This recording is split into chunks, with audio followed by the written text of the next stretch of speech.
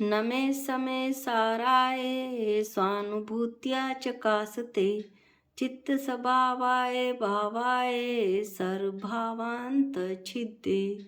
इस तरह से शुद्ध आत्मा को नमस्कार करके अब हम मास्टर की के कुछ शब्दों का अध्ययन करेंगे जिनके दो दो भेद हैं। पहले आप उनकी एक पिक देख लीजिए।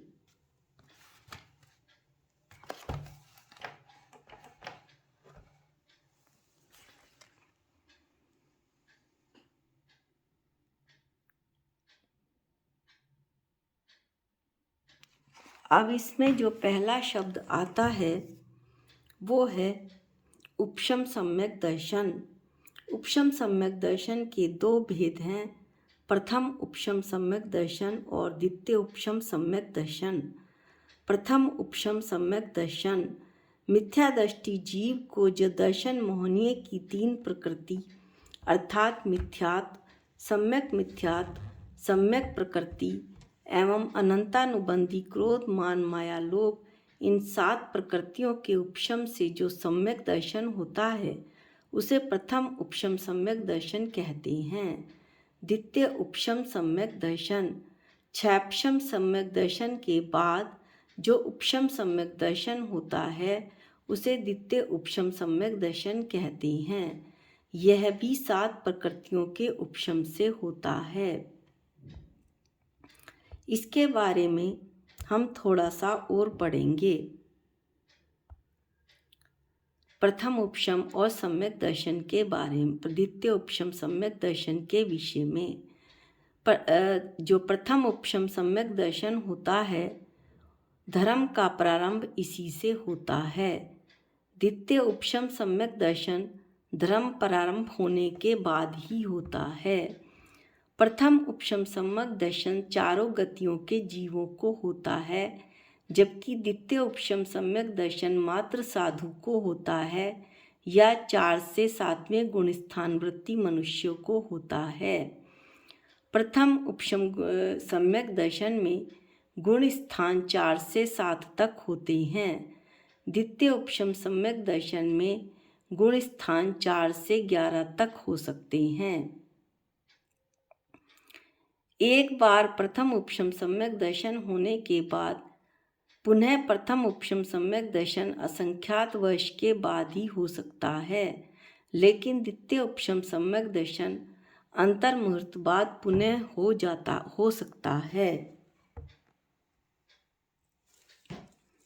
इसके बाद अगला शब्द आता है अवग्रह। अवग्रह के भी दो भेद हैं। अवग्रह इंद्रिय और पदार्थ का संबंध होते ही जो सामान्य ग्रहण होता है उसे दर्शन कहते हैं। दर्शन के बाद ही जो पदार्थ का ग्रहण होता है वह अवग्रह कहलाता है। अवग्रह दो प्रकार का है, अर्थ अवग्रह और व्यंजन अवग्रह। स्पष्ट पदार्थ के अवग्रह को अर्थ अवग्रह कहते हैं और अस्पष्ट पदार्थ के अवग्रह को व्यंजन अवग्रह कहते हैं।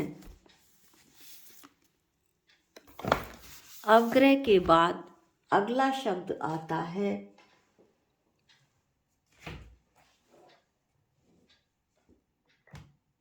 आहारक मार्गणा। मार्गणा जिनमें अथवा जिनके द्वारा जीवों की खोज की जाती है उसे मार्गणा कहते हैं। मार्गणाएं 14 होती हैं, उसमें से एक आहारक मार्गणा है। आहारक मार्गणा आहारक एवं अनआहारक के माध्यम से जीवों के परिचय करने को आहारक मार्गणा कहते हैं। इसके दो भेद होते हैं। आहारक जो 3 शरीर औदारिक, वैक्रिक और आहारक शरीर और 6 प्राप्तियों के योग्य पुद्गल वर्गणाओं को ग्रहण करता है उसे आहारक कहते हैं।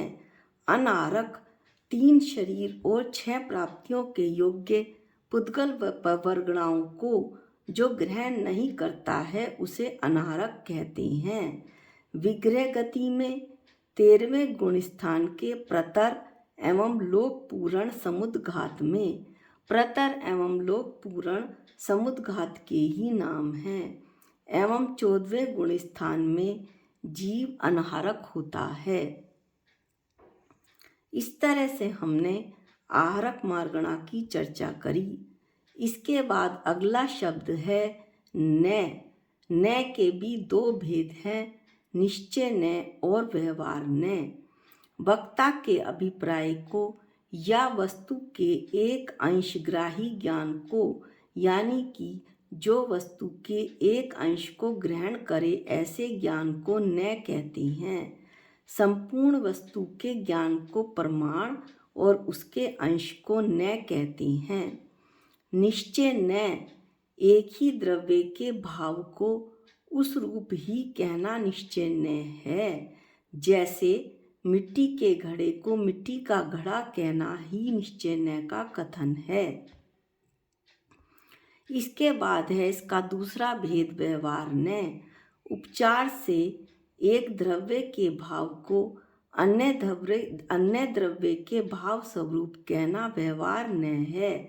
जैसे घड़े में पानी भरा हुआ है तो उस घड़े को पानी का घड़ा कहना व्यवहार न का कथन है। अब जो अगला शब्द है वो है सम्यक दर्शन। सम्यक दर्शन भी दो प्रकार का है, निश्चय सम्यक दर्शन और व्यवहार सम्यक दर्शन।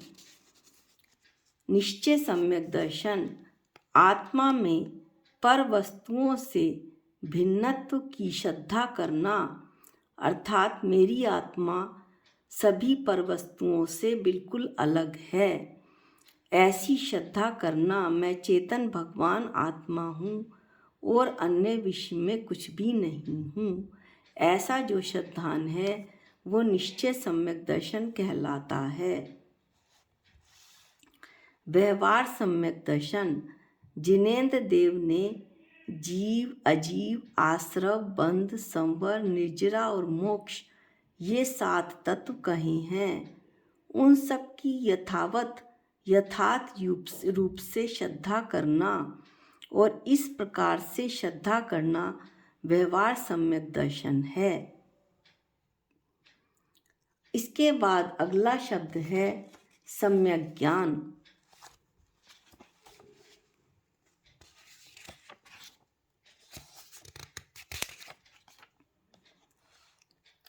जिस प्रकार सूर्य समस्त पदार्थों को तथा स्वयं अपने को यथावत दर्शाता है, इसे एक बार पुनः सुनिए। जिस प्रकार सूर्य समस्त पदार्थों को तथा स्वयं अपने को यथावत ज्यों का त्यों दर्शाता है, उसी प्रकार जो अनेक धर्म युक्त स्वयं अपने को, आत्मा को तथा पर पदार्थों को ज्यों का त्यों बतलाता है, उसे सम्यक ज्ञान कहते हैं। जिस प्रकार सूर्य समस्त पदार्थों को तथा स्वयं अपने को यथावत ज्यों का त्यों दर्शाता है, उसी प्रकार ये दृष्टांत है। जो अनेक धर्म युक्त स्वयं अपने को यानी आत्मा को तथा पर पदार्थों को ज्यों का त्यों बतलाता है, उसे सम्यक ज्ञान कहते हैं। इसके बाद अगला शब्द है सम्यक चारित्र।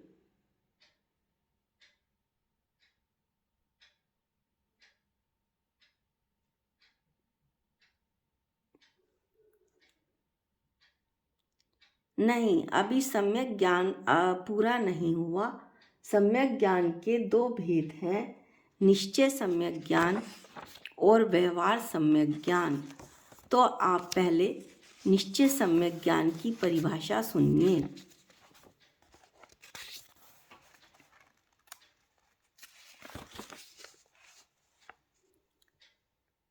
आत्मा के स्वरूप को परद्रव्यों से भिन्न जानना वह सम्यक ज्ञान है, निश्चय सम्यक ज्ञान है।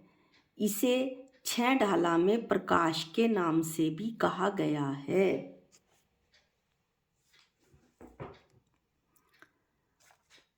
अब है व्यवहार सम्यक ज्ञान।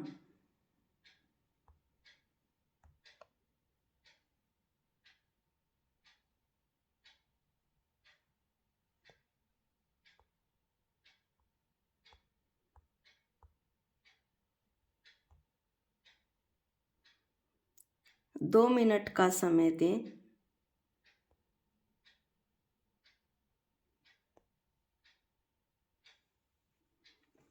सम्यक ज्ञान को हमने देखा था, निश्चय सम्यक ज्ञान को, कि आत्मा के स्वरूप को परद्रव्यों से भिन्न जानना निश्चय सम्यक ज्ञान है।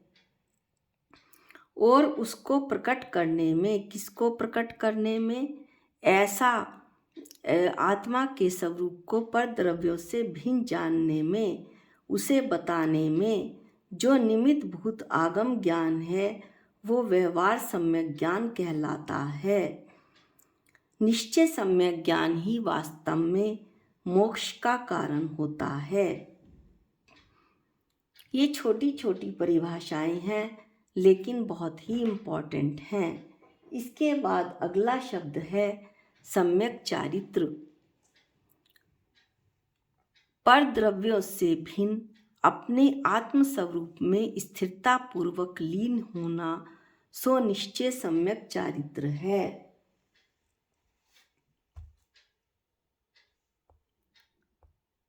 अब हम इसी का दूसरा भेद पढ़ेंगे, व्यवहार सम्यक चारित्र। सम्यक चारित्र के भी दो भेद हुए, निश्चय सम्यक चारित्र और व्यवहार सम्यक चारित्र।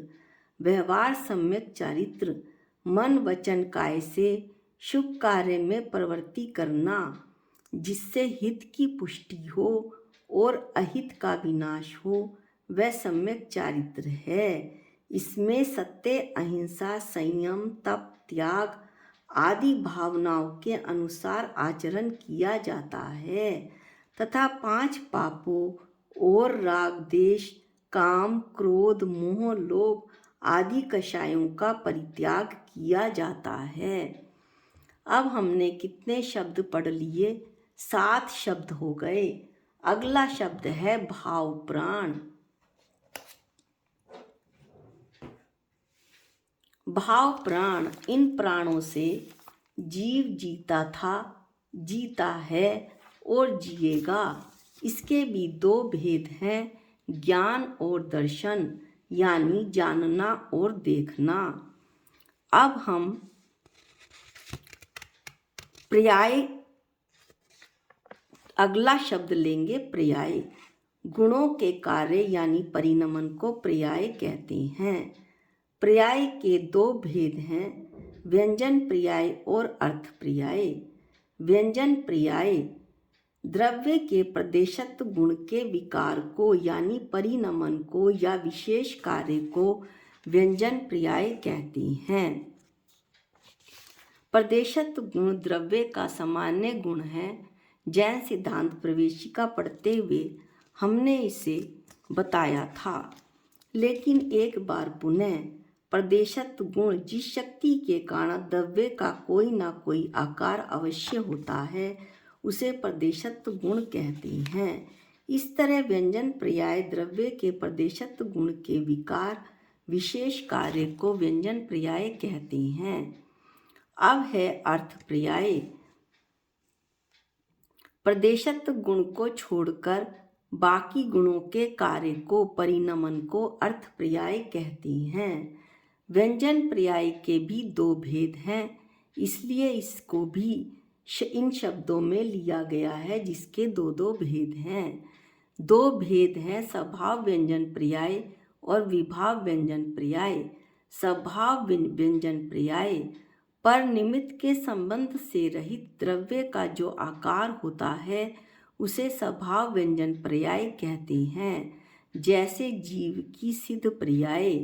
विभाव व्यंजन पर्याय पर निमित्त के संबंध से द्रव्य का जो आकार होता है उसे विभाव व्यंजन पर्याय कहते हैं, जैसे जीव की, मनुष्य, त्रियंच, देव, नारकी इत्यादि पर्याय। अगला शब्द है अर्थ पर्याय। अर्थ पर्याय के भी दो भेद होते हैं, स्वभाव अर्थ पर्याय और विभाव अर्थ पर्याय। स्वभाव अर्थ पर्याय पर निमित्त के संबंध से रहित जो अर्थ पर्याय होती है उसे स्वभाव अर्थ पर्याय कहते हैं। जैसे जीव की केवल ज्ञान पर्याय। अर्थ पर्याय यानी गुणों का कार्य।